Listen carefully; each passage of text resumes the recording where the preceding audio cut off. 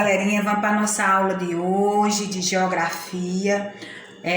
Boa tarde a todos, que espero que todos estejam bem. Pega o livro didático de vocês a partir da página 233. Extrativismo, industrialização e urbanização. A gente vai ver o que é isso aí, certo? Os países da Oceania apresentam grandes contrastes e desigualdade no desenvolvimento socioeconômico, o que se reflete na diversidade de atividades econômicas observadas em cada local. A Papua Nova Guiné é rica em petróleo, gás natural e minérios. O extrativismo é uma das principais atividades econômicas do país. Já a Austrália e a Nova Zelândia apresentam um elevado grau de industrialização, desenvolvendo uma economia bastante diversificada, apoiada nos setores de indústria de base, produção de alimentos, exploração e recursos minerais, principalmente carvão mineral, ouro e alumínio, e agropecuária atualmente mecanizada e produtiva. O elevado grau de industrialização desses países impulsionou o desenvolvimento de uma ampla rede de infraestrutura de transporte e comunicações. Os principais parques industriais da Austrália, por exemplo, estão localizados nas regiões litorâneas, próximo ao dos portos, com o objetivo de facilitar a circulação de produtos destinados ao mercado exterior. Para acessar o interior do país e interligar as regiões mais distantes do litoral, sobretudo as áreas onde ocorre a exploração de recursos minerais, foram implantados ao longo da recente história da Áustria extensos eixos rodoviários e ferroviários, alterando as paisagens presentes no entorno. Observe o mapa aí, né? A gente vê nesse mapa também. Mudou a paisagem para facilitar a chegada dos produtos em outra parte. Tem o ferro, carvão, cobre, ouro, outras mercadorias, o gás, o petróleo, aeroporto, onde está perto, né? O terminal intermodal, né? Terminal, aí tem rodovia, ferrovia, aí tem a capital, aqui, onde vocês veem para poder aprender a ler esses mapas assim, que vocês já viram no 6º ano. Tem uns símbolos, certo?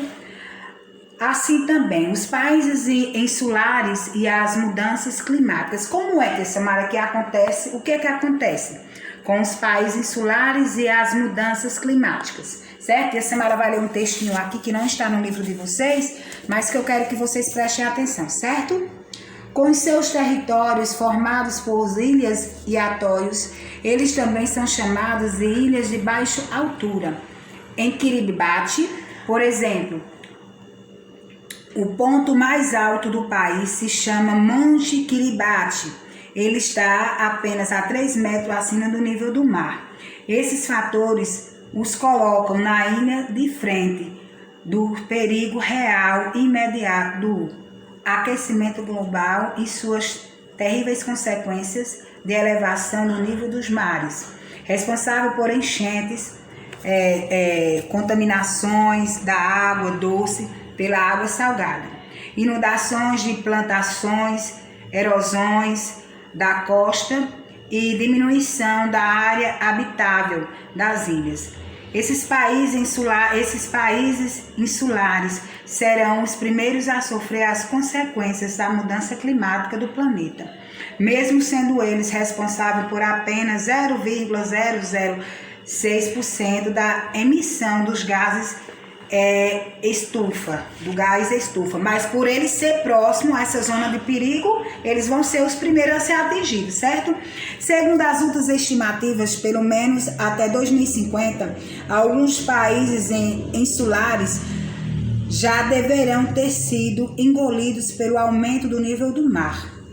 Um aumento, aparentemente simples, de 48 centímetros já é resultador o suficiente, considerando que Tuvalu, por exemplo, tem uma elevação de 1,5 metros acima do nível do mar.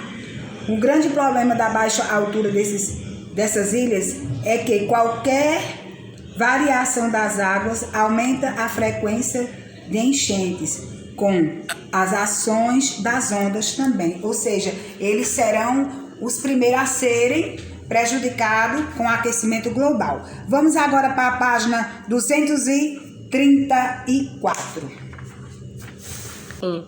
Na página 234, a gente vai ler os aspectos urbanos da Oceania. O processo de colonização e desenvolvimento industrial dos países da Oceania também impulsionaram a rápida urbanização do continente. Atualmente, cerca de 70% da população do continente vive nas áreas urbanas. As cidades também refletem os contrastes socioeconômicos verificados entre os países, certo? Atualmente, Sydney e Auckland, Melbourne e as demais cidades australianas e neozelandeses, por exemplo, apresentam elevados indicadores da condição de vida da população. Por outro lado, no continente, há locais cujas condições são extremamente precárias, como na cidade de Port Moresby, capital da Papua do Novo Guiné. Dê uma olhadazinha aqui o contraste, né? Da capital, tá ali, né? E embaixo a área ocupada por populações pobres em Vila de Porepena, né? Que é no Porto do Moresby, capital da Papua. Isso aqui é essa imagem de 2016, certo? Vamos agora para a página 235. Na página 235, a gente vai ver população. A colonização dos povos nativos. A colonização da Austrália foi iniciada na segunda metade do século XIII, quando os britânicos estabeleceram no local uma colônia penal. Até 1830, mais de 60 mil presos, na maioria opositores islandeses, foram levados para os países submetidos ao trabalho forçado. Atualmente, a Oceania tem mais de 39 milhões de habitantes. Grande parte da população é descendentes de europeus, principalmente os britânicos. Os nativos, como os aborígenes e os maori, lutam pela preservação de sua cultura diante das ações sistemáticas de desarticulação dos seus costumes, línguas, valores, desde a colonização europeia. Os aborígenes, população nativa da Austrália, que tem por traço cultural uma identificação espiritual com a terra, foram sistematicamente agredidos, principalmente depois da descoberta de ouro no território. Quando os britânicos chegaram à Austrália, sua população era aproximadamente 750 mil aborígenes. Mais de 80% da população aborígena foi dizimada nas guerras pela posse das terras ou por envenenamento. Em 1901, estimava-se que essa população teria sido reduzida apenas para 93 mil pessoas. Os sobreviventes foram para as áreas menos valorizadas, como os desertos, onde atualmente se localiza a maior parte das reservas desses povos. Em 2011, havia cerca de 670 mil aborígenes no território australiano. Nos territórios da atual Nova Zelândia, os Maori, povo origem da Polinésia, impuseram forte resistência à dominação colonial britânica, mas ao longo do século XX sofreram grandes baixas populacionais. Estima-se que a partir de 1840 a população maori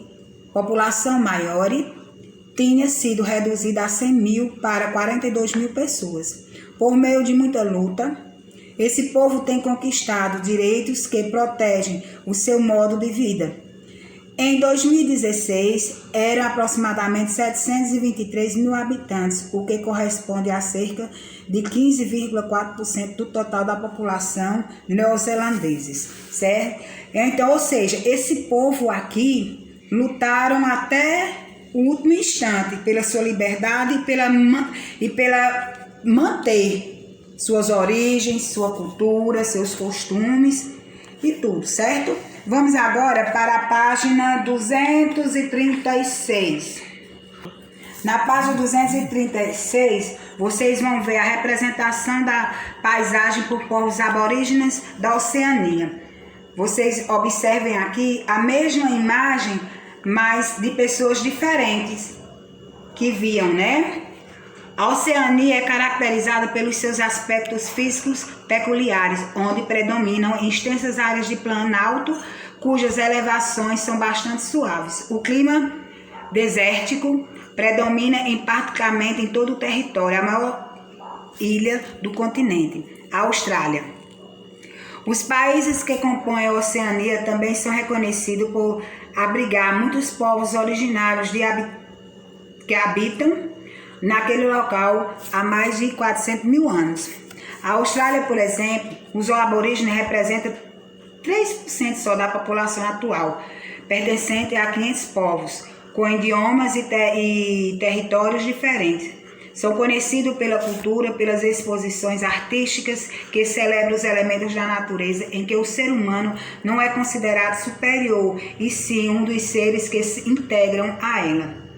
Com uma paleta de cores fortes e diversificadas, as pinturas bastante caracterizadas da cultura aborígenes retratam as paisagens da cor ocre, presente nas grandes áreas do deserto do país, né? Aí vocês observem essa pintura aí artística de Dan Rhodes, um ícone da arte aborígenes australiana, e compare com a fotografia do Uruk Iris Rock, um rochedo considerado sagrado, situado na região central da Austrália. Em seguida, vocês tentem responder aí só oralmente para vocês mesmos essas duas questões. Vamos agora para a página 237. Vamos falar sobre o teste nuclear.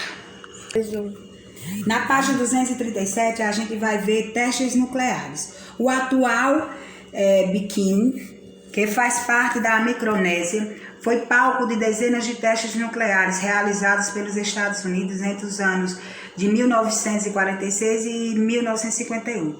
No primeiro teste nuclear, em 25 de julho de 1946, uma bomba batizada de Becken foi detonada debaixo d'água.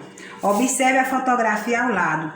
Em 1954, no maior teste nuclear conduzido pelos Estados Unidos, uma bomba foi responsável pela polarização de 3 ilhas e abriu uma cratera que pode ser vista em imagem de satélite. Observe a imagem do satélite desde a página a localização da cratera.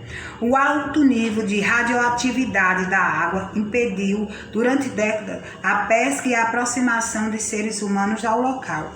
A potência acumulada desses testes equivaleu a 7.000 vezes a bomba jogada sobre a cidade japonesa de Hiroshima em 1945, que por sua vez resultou na morte de pelo menos de 100.000 pessoas.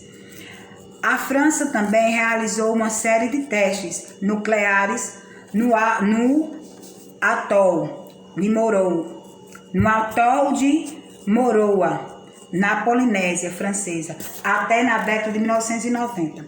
A região foi reaberta ao turismo após análise recente dos níveis de radioatividade revelarem que, embora a ilha não possui ser habitadas permanentes por causa da contaminação do solo e da vegetação, o mar está livre da radiação em níveis perigosos para o ser humano.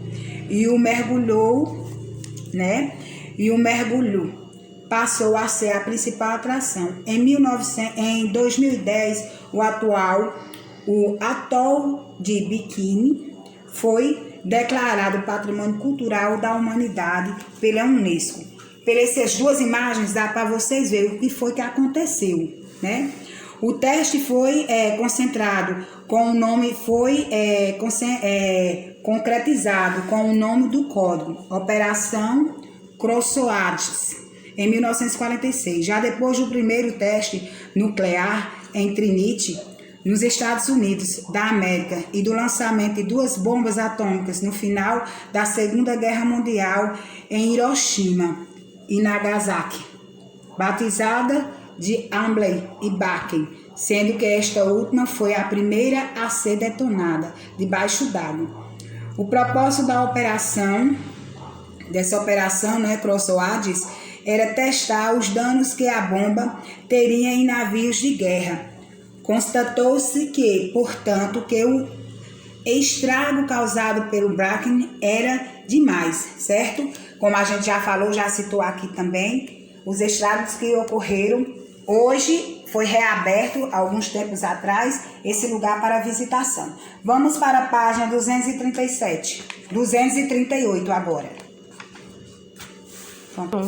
Dando continuidade na página 238, a gente vai ver Nauru, crise do clima põe em xeque o modelo do extrativismo.